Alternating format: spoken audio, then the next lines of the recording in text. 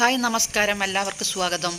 ബാത്റൂമിൽ നിന്ന് കരയാനും വയ്യ, സഹിക്കാൻ പറ്റുന്നില്ല മോനെ. അമ്മയ്ക്ക് സഹിക്കാൻ പറ്റുന്നില്ല മോനെ. കിച്ചു, അമ്മയ്ക്ക് സഹിക്കാൻ പറ്റുന്നില്ലടാ. ഇതപ്പാ ഞാനവിടെ ആൽബമെല്ലാം ചെയ്തുകൊണ്ടിരുന്നപ്പോൾ എനിക്ക് പ്രതീക്ഷയുടെ ചാരി നിന്ന് പോകാൻ പറ്റിയിരുന്നു. ഇവിടെ എനിക്ക് പ്രതീക്ഷ ഇല്ലാത്തോണ്ടിരിക്കാൻ പറ്റുന്നില്ല. എല്ലാവരും എനിക്കെതിരാണ്.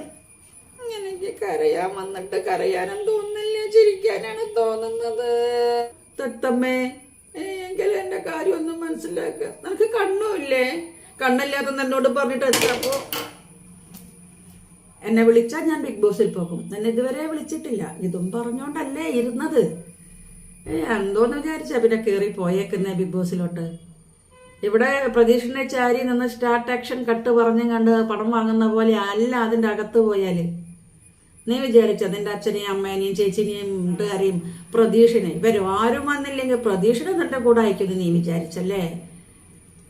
നീ നമ്മൾ പ്രേക്ഷകരെ പറ്റിക്കാൻ വേണ്ടിയല്ലേ നീ അവിടെ പോയിരിക്കുന്നത്? നീ പ്രേക്ഷകരെ പറ്റിക്കല്ലേ ചെയ്തുകൊണ്ടിരിക്കുന്നത്? ഇപ്പോൾ ബിഗ് ബോസിൽ പോകണം, ബിഗ് ബോസിൽ പോകണം, എന്നെ വിളിച്ചാൽ ഞാൻ ബിഗ് ബോസിൽ പോകും എന്നും പറഞ്ഞ് പോയിട്ടിപ്പം അവിടെ നിൽക്കാൻ വയ്യേ നിനക്ക്?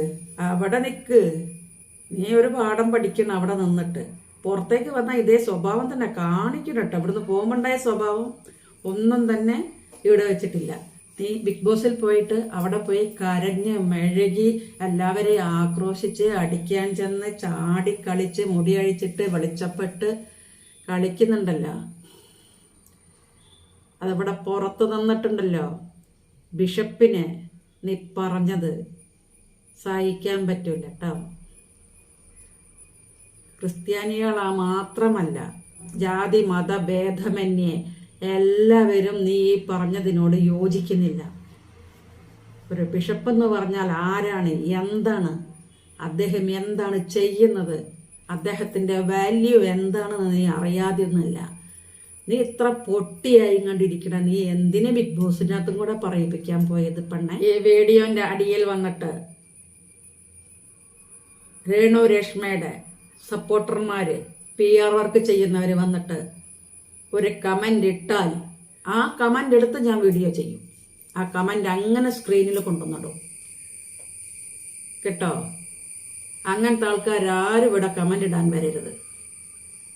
അങ്ങനത്തെ കമന്റ് കാണാൻ താല്പര്യമില്ല, വായിക്കാനും അതിന് ഒരു റിയാക്ഷൻ വീഡിയോ ചെയ്യാനും താല്പര്യമില്ല.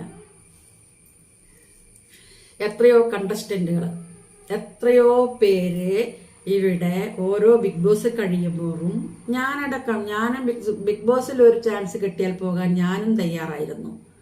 ബിഗ് ബോസിൽ പോകാൻ താല്പര്യമുണ്ട്. പക്ഷേ നമ്മളൊക്കെ ഒന്ന് കയറാൻ വേണ്ടിയിട്ട് ആഗ്രഹിച്ച് പ്രിപ്പറേഷനൊക്കെ നടത്തി ഇവിടെ ഇരുന്നിട്ട് നമുക്കാർക്കും കിട്ടിയില്ല, വിളിച്ചില്ല.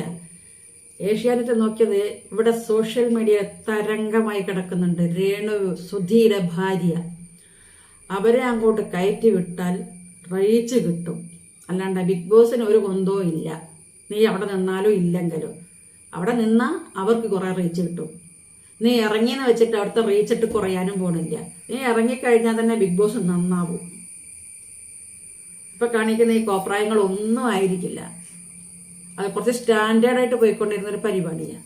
രേണു അവിടെ കയറിയതിൻ്റെ ശേഷം തന്നെയാണ് അത് ഇത്രയും മോശമായത്. രേണു ഇല്ലാത്തൊരു ബിഗ് ബോസ് മതിയായിരുന്നു. എന്തിനാണ് രേണുവിനെ അവിടെ കൊണ്ടുപോയിട്ടെ? അനീഷ് കോമണറായിട്ട് വന്നാണ് അനീഷ് എന്ന് പറഞ്ഞ ആള്. അദ്ദേഹം 2023, 24, 25 2 വർഷമായിട്ട് ഈ ഒരു പ്രോഗ്രാമിൽ കയറാൻ വേണ്ടിയിട്ട് ഒരുപാട് കാര്യങ്ങൾ ചെയ്ത് പ്രിപ്പറേഷൻ നടത്തി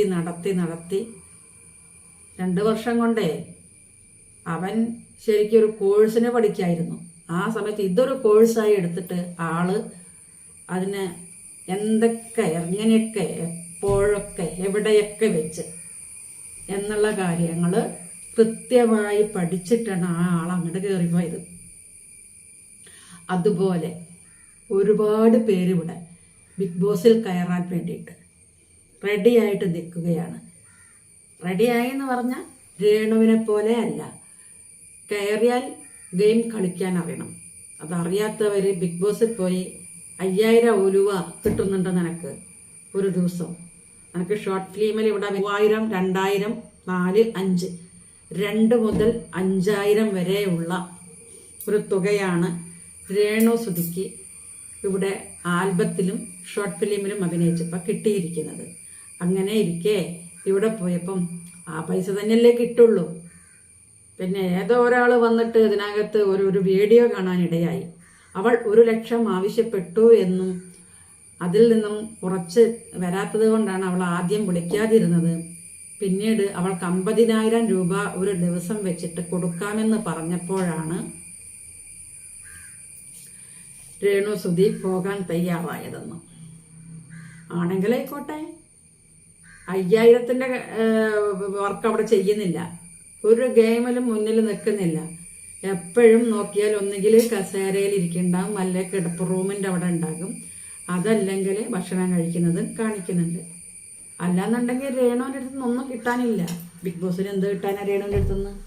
ബിഗ് ബോസിൽ ഒരു പ്രതിമയുടെ കുറവുണ്ടായിരുന്നു. അതൊരു പ്രതിമയായിട്ട് സുധിയുടെ റെപ്രസെൻറ്റേറ്റീവായിട്ട് ബിഗ് ബോസിൽ കയറിയിട്ട് പ്രതിമ കണക്കെ അവിടെ ഇരിക്കുകയാണ്.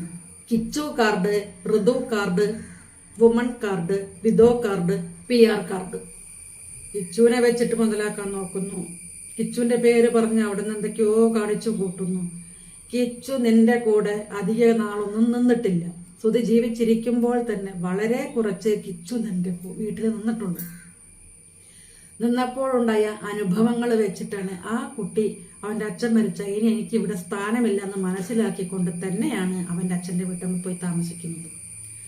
ഈ കിച്ചുവിനെ കാണണം. മോനെ കിച്ചു ചക്കരേ, പയ്യടാ അമ്മയ്ക്ക് ഇവിടെ നിൽക്കാന്. മോനെ ഒരു വീഡിയോ കോള് വിളിച്ചെങ്കിലും കാണാൻ നീ വരുമോ മോനെ?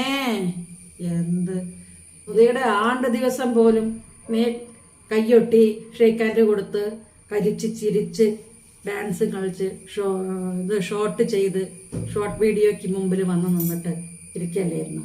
അതല്ലേ നീ ചെയ്തുകൊണ്ടിരുന്നത്. നമ്മുടെ പരിസരം വൃത്തിയാക്കുന്ന ഒരു സ്ഥലമാണ് സെപ്റ്റിക് ടാങ്ക് തന്നെ. പണ്ടത്തെ മാതിരിയിലെ പറമ്പിലൊന്നുമല്ലല്ലോ ഇപ്പം ആരും പോകുന്നത്.